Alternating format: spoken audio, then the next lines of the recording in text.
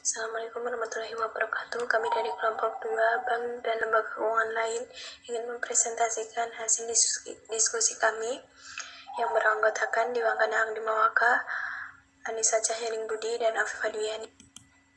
Basel Core Principle. The Basel Committee on Banking Supervision adalah sebuah komite otoritas pengawas perbankan yang didirikan oleh Bank Sentral dari negara-negara G10 pada tahun 1975. Lembaga ini terdiri atas wakil-wakil senior dari otoritas pengawas perbankan dan Bank Sentral dari Belgia, Kanada, Prancis, dan negara-negara lainnya.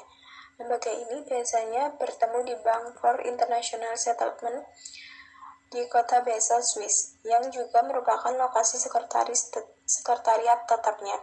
Komite ini telah menyusun 2 jenis dokumen, yaitu yang pertama, paket lengkap Core Principle for Effective Banking Supervision, The Basel Core Principle. Yang kedua, Kompendium akan diperbarui secara periodik terhadap semua rekomendasi, pedoman, dan standar yang telah dikeluarkan oleh Basel Committee yang sebagian besar saling berkaitan dengan Core Principle.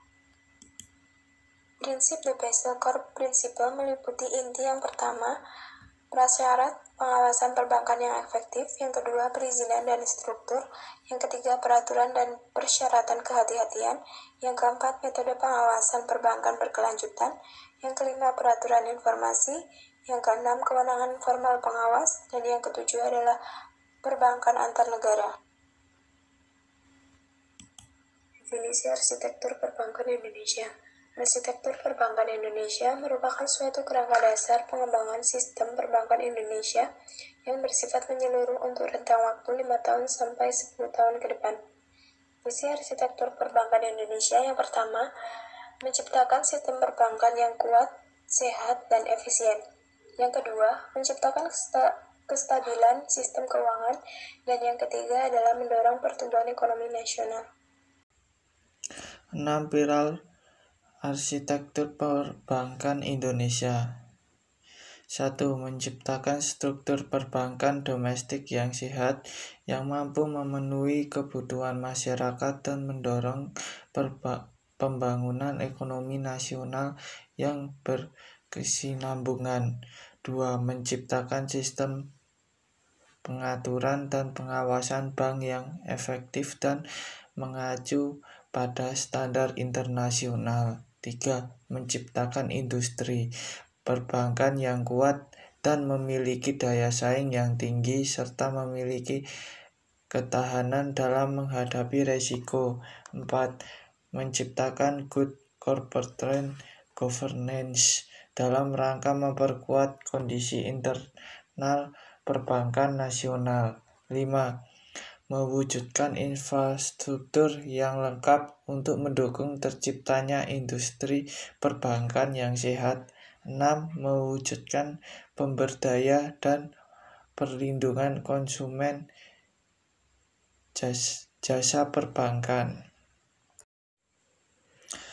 Kegiatan arsitektur perbankan Indonesia dan implementasi kegiatan. 1. Penguatan struktur perbankan nasional, yaitu memperkuat permodalan bank, memperkuat daya saing kelembagaan BPR dan BPRS, meningkatkan akses kredit dan pembiayaan UMKM. 2. Meningkatkan kualitas pengaturan perbankan, yaitu memformalkan proses sindikasi dalam membuat kebijakan perbankan,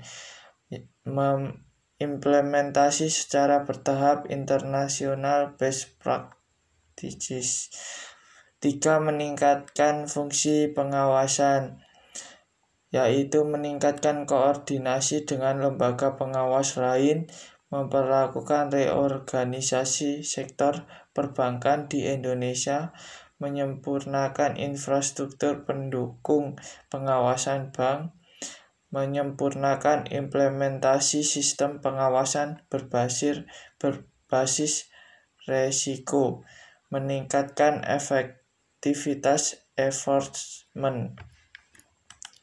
Yang keempat, meningkatkan kualitas manajemen dan operasional perbankan, yaitu meningkatkan cooperation governance, meningkatkan kualitas manajemen risiko perbankan, meningkatkan kemampuan operasional bank. Yang kelima, mengembangkan infrastruktur perbankan, yaitu mengembangkan kredit bureaus, mendorong pengembangan pasar keuangan syariah Islamic Financial Market, meningkatkan peran lembaga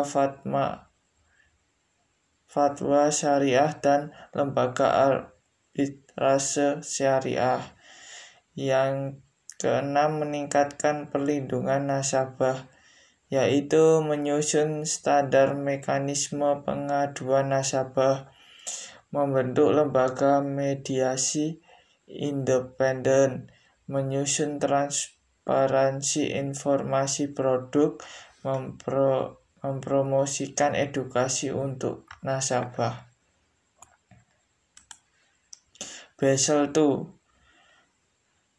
Basel Capital Accord, yang umumnya disebut Basel II, merupakan suatu kesepakatan menyeluruh yang menetapkan suatu spektrum pendekatan yang lebih sensitif terhadap risiko dalam persyaratan penghitungan modal minimum. Bank menyediakan proses peninjauan ulang dalam rangka pengawasan bagi bank dalam menjaga tingkat permodalan yang sepadan dengan profit risiko mereka dan mendorong disiplin pasar dengan mempersyaratkan pengungkapan informasi yang terkait.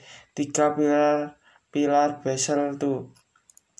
Yang pertama, persyaratan modal minimum. 2. Proses peninjauan ulang. 3. Disiplin pasar dan perincian batas minimum pengungkapan kepada publik.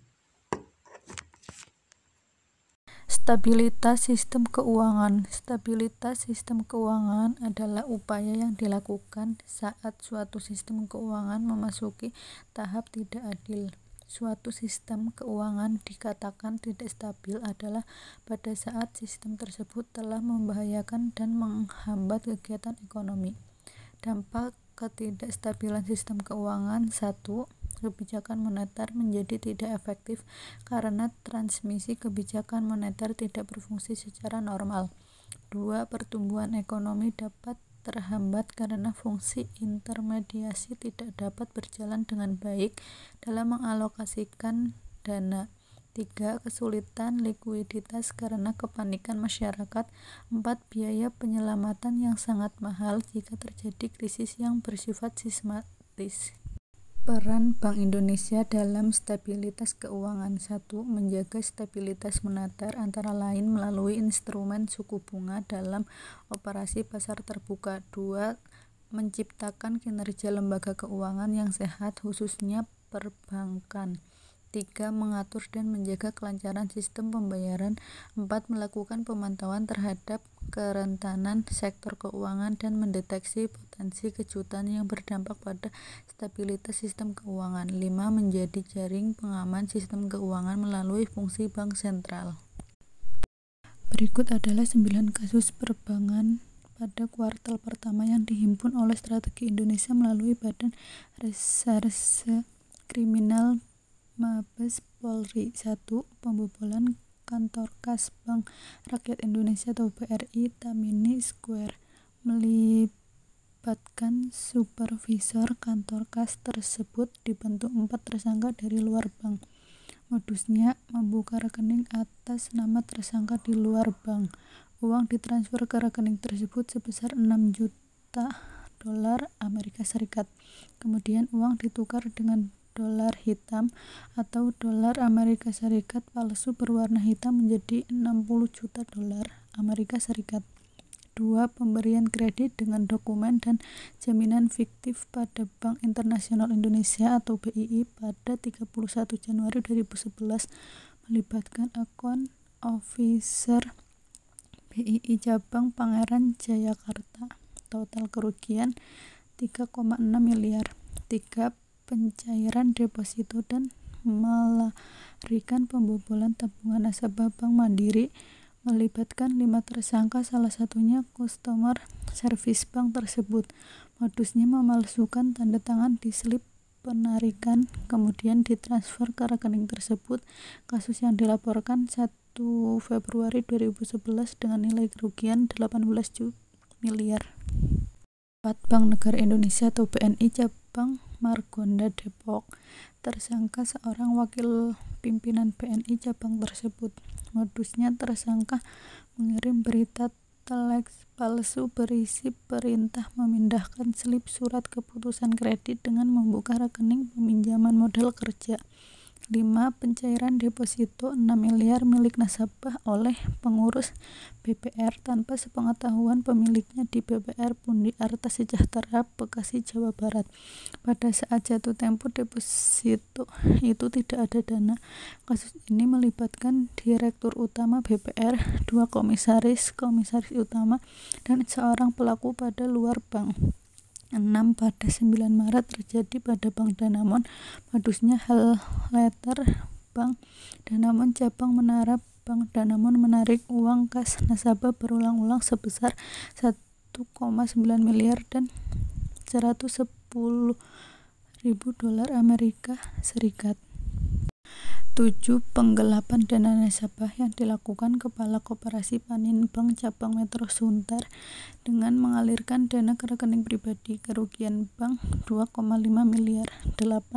Pembobolan uang nasabah Prioritas Citibank Landmark senilai 16,63 miliar yang dilakukan Senior Relationship Manager atau RM bank tersebut. Inong Malinda selaku RM menarik dana nasabah tanpa sepengetahuan pemilik melalui slip penarikan kosong yang sudah ditandatangani nasabah. 9. Konspirasi kecurangan investasi atau deposito senilai 111 miliar untuk kepentingan pribadi Kepala Cabang Mega Jababeka dan Direktur Keuangan PT El Nusa Tbk atau Nina Dwiantika atau Kontan. Sekian dari kelompok kami. Apabila ada kesalahan, kami mohon maaf. Wassalamualaikum warahmatullahi wabarakatuh. Terima kasih.